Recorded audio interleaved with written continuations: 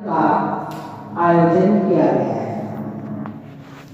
वैसे आप जानते हैं यह परिवार सदा सर्वदा से सदगुरु कबीर साहब के अनुयायी रहे हैं और अनुगमन करते हुए सभी सदस्य अपने जीवन का निर्वाह कर रहे हैं। सज्जनों, मानव का जीवन जो मिला है लगता तो है हमको बहुत सहज। ये तो सहज में मिलता है ऐसा हमें लगता है, पर इतना सहज नहीं है हम जितना सहज समझते हैं। मानव जीवन प्राप्त करना सहज है थोड़ी देर के लिए, तो मानव जीवन पाकर के मानवता को प्राप्त करना बड़ी मुश्किल है।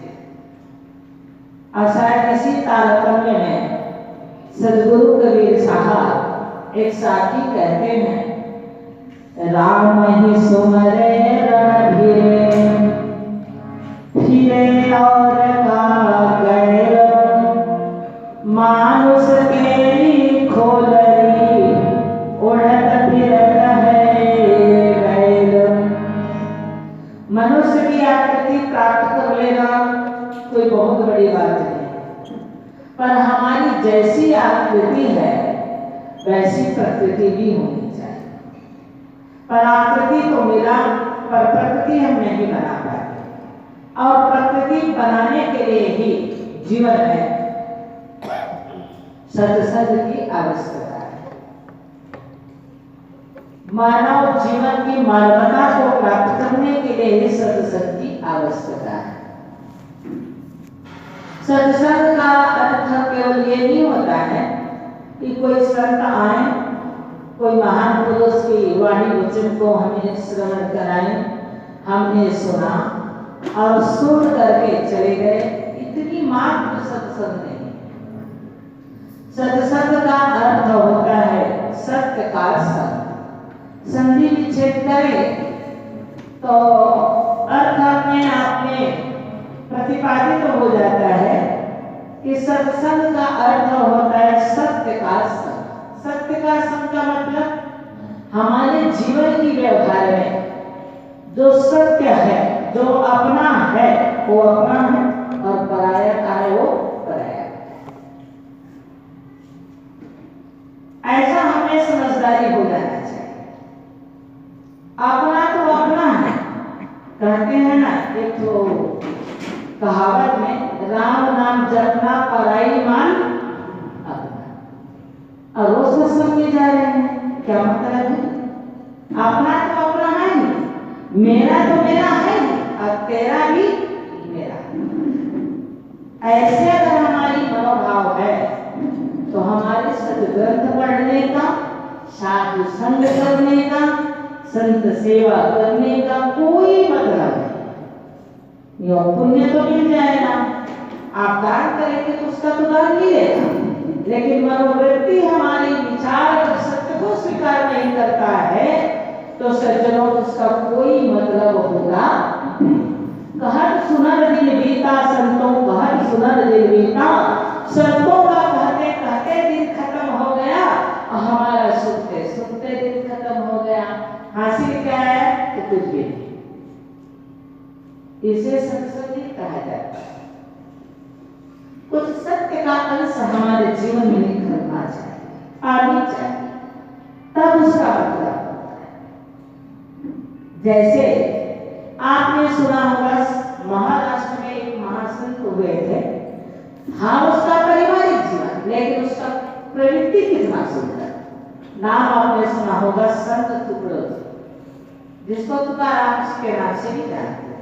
महाराष्ट्र में तुकडोज कहते हैं, मराठी भाषा में टुकड़ो कहते हैं और हिंदी में उसको संत तुकाराम कहते हैं।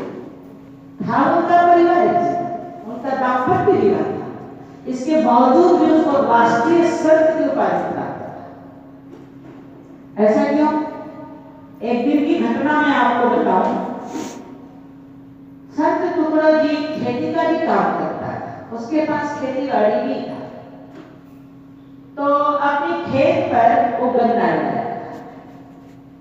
एक दिन उनका मन अपनी आने जाने से समय बचा तो कहे आज मैं खेत देख के आया था, गन्ना लगाया था। अब उसका खेत भी ऐसा था कि पूरब में गांव की, पूरब में घर तो पश्चिम में खेत, इस छोर से उस छोर। गया खेत में, देखा गन्ना, तो कुछ काम किया खेत में, और एकादशी हो चुका था, गन्ना खाने लायक हो चुका था। तो सोचा कि चलो थोड़ा बहुत गन्ना रख लेता हूँ खाने के लिए, स्वाभाविक है। आपके खेत में चना लगा है, अब आप खेत देखने जाते हैं तो जरूर एक दो मुट्ठी चना ले आते हैं, सही बात है। तो उसी प्रकार से टुकड़ा जी ने सोचा कि 2-4 गन्ना ले चलता हूं। तो अपनी वजह खेत की गन्ना उन्होंने निकाला और गांठी बांधा, कंधे पर लिया और आने लगा। जैसे ही अपने खेत से बस्ती में प्रवेश करता है तो छोटे छोटे बालक देखे गन्ना को, कहे बाबा हमें भी गन्ना चाहिए। बच्चे बोलते गए सबको गन्ना निकाल करके देते गए। अब आते आते घर 2-3 बज गया। पहले की माताएं बड़ी पतिव्रता होती थी, निष्ठावान कहना चाहते हैं, पति को भोजन खिलाए बगैर वो कभी खाती नहीं, रात रात देखते रहे। अब आजकल तो ऐसा बढ़िया जमाना आ गया है कि पहले हम ही खा लें फिर देखेंगे वो लोग, हाँ आज की जमाना है, क्योंकि मॉडर्न जमाना है। मॉडर्न जमाना में पाप पुण्य का कोई हिसाब किताब नहीं, कोई हिसाब किताब, बड़ों छोटों का कोई हिसाब, आदर सम्मान की कोई लिहाजा ही नहीं। ऐसा मॉडर्न जमाना जहाँ पर बड़े बड़े छोटों को ना तो आदर ना तो सम्मान। सभी के पास ऐसी बात नहीं। जिसके जीवन में सत्संग है उसका जीवन आज भी मॉडल के साथ साथ आदर्श है। याद रखिएगा, मॉडल तो है पर मॉडल के साथ साथ उसका जीवन आदर्श में है, केवल मॉडल नहीं है। और जिसके जीवन में सत्संग का छाया नहीं है तो केवल मॉडल है, उसमें आदर्श निकल गया। सभी की बात नहीं है पर अधिकतर ऐसा माहौल देखा जाता है। बाबा जी गन्ना देते आए, 2-2:30 बज ही गया था। उनकी धर्म पत्नी भूख से तो व्याकुल थी, कब आए तो भोजन मिले ये भी राह को देख रही थी। आते ही वो बस कहाँ गए थे? तो क्या खेल गया था गन्ना के खेत में, और उसके हाथ में देख रहा है कि गन्ना एक है। तो क्या खेत गया था? तो क्या खेत में एक ही गन्ना मिला? तो संत टुकड़ों जी कहते गन्ना एक नहीं मिला, गन्ना तो बहुत सारे मिले और मिला भी रहा था। तो फिर गया तो मैं जब आ रहा था तो रास्ते में सब बालक भगवान के बाबा गन्ना चाहिए, तो सबको भोग लगाते प्रसादी देते मैं आ गया। अब एक गन्ना बचा है, हम 2 तो हैं, एक गन्ना में पर्याप्त है। कितने में तो उसकी गुस्सा नस से सीखा मस्तक पर चढ़ गया गुस्सा। अब गुस्सा जब अति हो जाता तो आदमी क्या कर रहा है, क्या बोल रहा है, ये समझ आता नहीं। उनके हाथ से संत टुकड़ा जी के हाथ से उनके धड़ से गन्ना खींचती है और गन्ना खींच के उसके पीठ पर धड़ाम से गन्ना जमा मार दी। गन्ना उठाई और पटक दी उसके पेट पर। गन्ना 2 टुकड़े हो गए। जैसे गन्ना कोमल रहा होगा नरम पड़ा धड़ से तो 2 टुकड़े हो गए। आप बताइए अभी की परिस्थिति में ऐसा हो जाए तो आदमी क्या करेगा? अभी गन्ना 2 ही टुकड़ा हुआ है, शायद पलट जाए तो 4 टुकड़ा भी हो सकता है। सही बात है, पर टुकड़ा जी के जीवन में ऐसा नहीं था। उसने बड़े प्यार से गन्ना उठाया, कहा चलो ठीक है, हम खाने वाले 2 थे, गन्ना एक ही बचा था। अच्छा हुआ कि आपके अब 2 हो गए। अब बताइए अगला गन्ना आप लेंगे कि पिछला गन्ना आप लेंगे? तो गुरु जी बोल रहे आप आगे भाग वाला गन्ना लेंगे कि आप पीछे वाला लेंगे? बड़े सहजता से बोल रहा, एकदम सरल सहज, जरा भी उनके चेहरा में सीकन नहीं, आवेश नहीं, कुछ भी नहीं, बड़े प्यार से और सहजता से बोल रहे हैं कौन वाली गन्ना आपको चाहिए, अगला वाला कि पिछला वाला? इतनी बात को सुनकर तो सहम गए। सदगुरु कबीर ने एक साथी कहा है, आवतदारी कहें उलट कहो दैनिकम, कहानी कबीर न उलटिए तो रहे एक खानेकुम। कोई भी अपशब्द किसी को आप एक बार कहते हैं, अगर गम खा लिया तो एक रह जाएगा, अब कल मिला गया तो 2 हो जाएगा।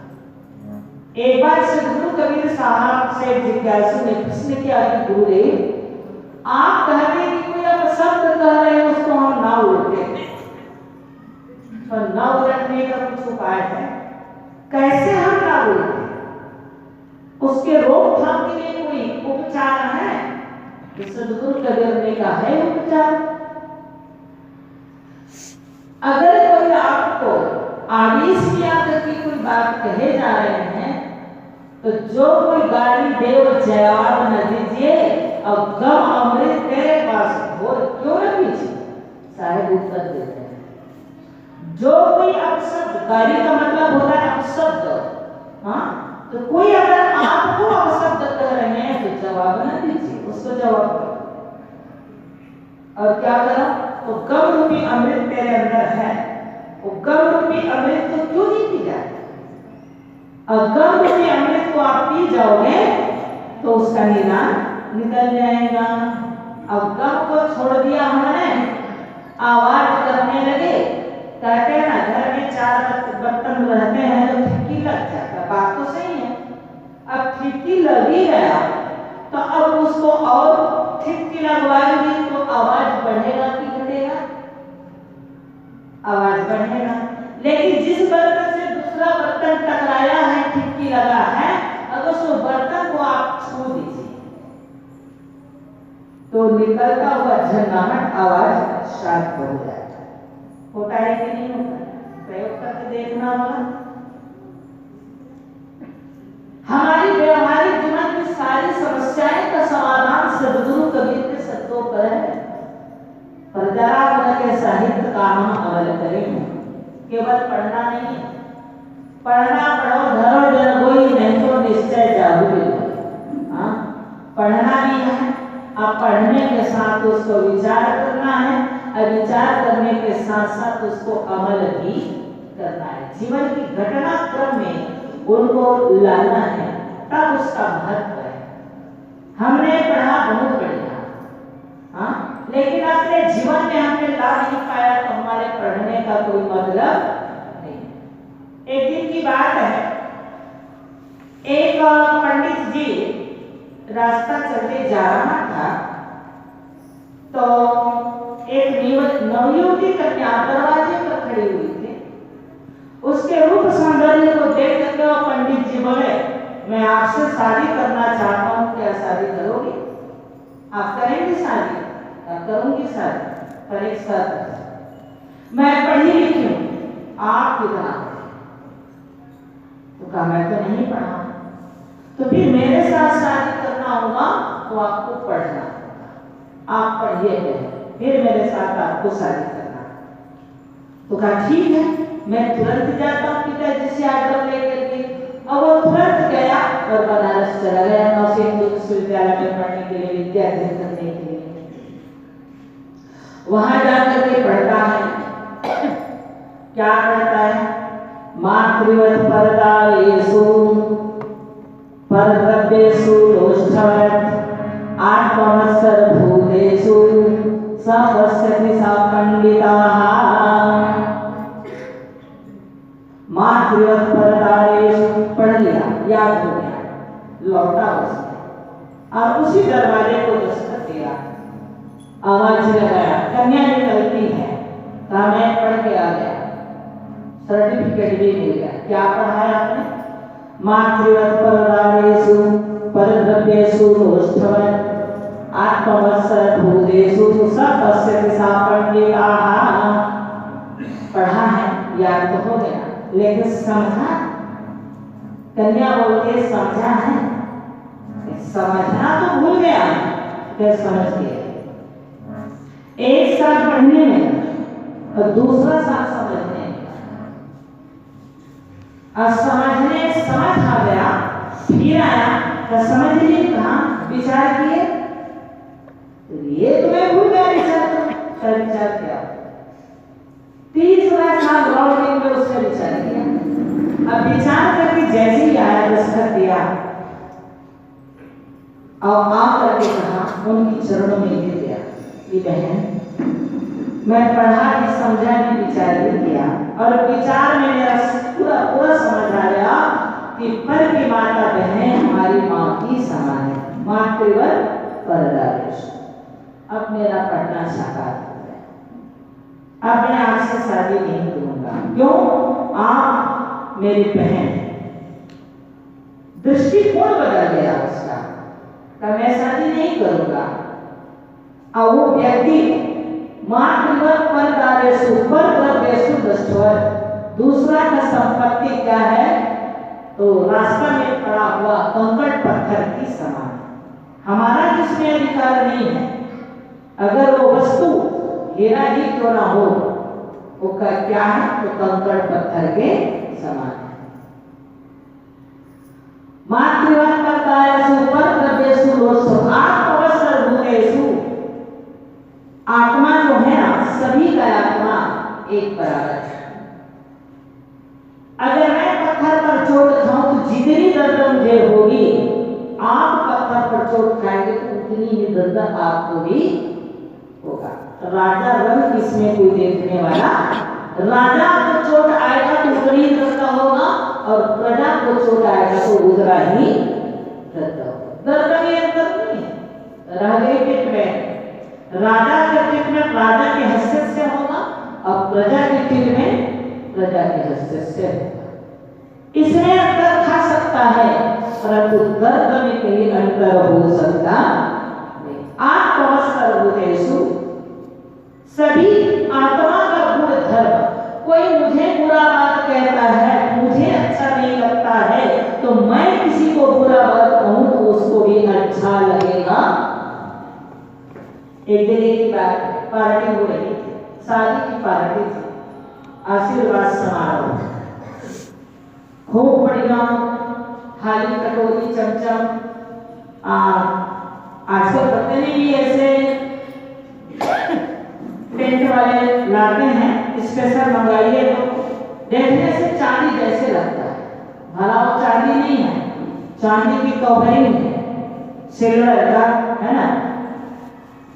तो उस पार्टी में कई माताएं गई थी, बंधु गए थे। एक टेबल पर 10 माताएं बैठी हुई थी, बढ़िया नाश्ता कर रहे थे, जो जिसको जो च्वाइस है। उसी में एक चम्मच इतनी अच्छी उसको लगी कि धीरे धीरे खाते खाते चाटते चाटते सीधे कमर में उसको घुसा दिया। मैंने उस चम्मच को दबा दिया, इसे मुझे घर ले जाना है। अब वो घर ले गई। इसके बाद उसी के घर में बर्थडे आया, तो बर्थडे में छोटा फंक्शन है, तो उसमें घर में ही उसने पार्टी दिया, अपनी इष्ट मित्रों को बुलाया। अब अपने बर्थडे के लोग कैसे मनाते हैं, सबका मनाने का सिस्टम सब पश्चाती अनुकरण में लोग प्रदेश ले चुके हैं ज्यादातर। आजकल केक और मोमबत्ती बगैर बर्थडे नहीं होता है, सही बात है ना। हम केक के विरोधी नहीं हैं, केक आप बनवाइए, बनाइए या बनवाइए, बनाने तो ज्यादा ठीक है, बनवाए तो ज्यादा ठीक नहीं, बना ले तो ठीक। अब आजकल तो लोग इतने मिस्त्री हैं कि घर बैठे हर कुछ आप बना सकते हैं, क्योंकि सबके हाथ में मोबाइल है। गूगल को बोलो कि फलाना चीज बनाना है तो बता देता है, बस आपको सामग्री इकट्ठा करने की आवश्यकता है। अब केक बना लिए या बनवा लिए, अब उस पर आप क्या चलाते हैं? केक कटवाए जाते हैं, ठीक है ना? बर्थडे में आप क्या करते हैं? केक कटवाते हैं ना? अब ये काटना कितना सिस्टम आप शुरू से चालू कर रहे हो, तो खाने वाले का आगे भविष्य क्या करेगा? फिर वो जोड़ना नहीं जाएगा, कटता ही जाएगा। फिर आप सोचोगे कि हम पिता हैं, माता हैं, हमसे बच्चे जुड़े हैं, तो काटना से आपने कार्य कर दिया है, जोड़ने की आप सपना देखेंगे तो सपना साकार होगा। थोड़ा विचार तो कीजिए। सदगुरु कबीर ने इसीलिए कहा सुर दुर्लभ